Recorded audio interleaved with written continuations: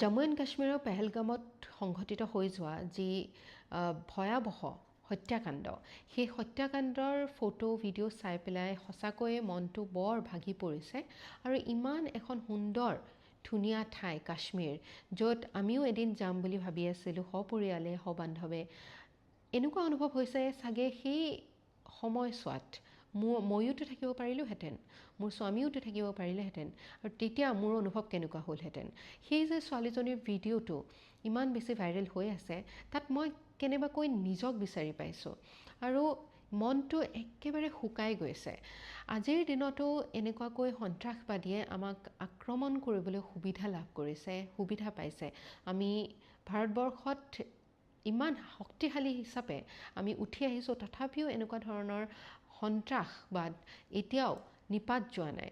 তাক লৈ সঁচাকৈ মনটো বৰ গধুৰ হৈ পৰিছে, বৰ চিন্তিত হৈ পৰিছে।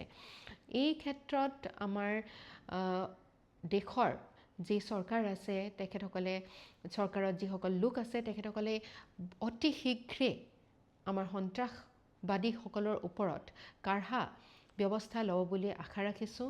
আৰু ইতিমধ্যে খবৰো আহিছে যে দুই এজন দুৰ্বৃত্তক তেওঁলোকে আটক কৰিছে।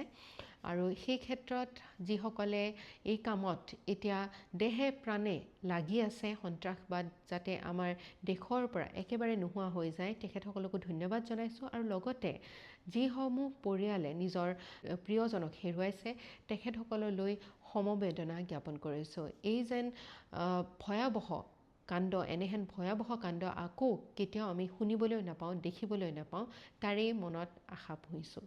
ধন্যবাদ।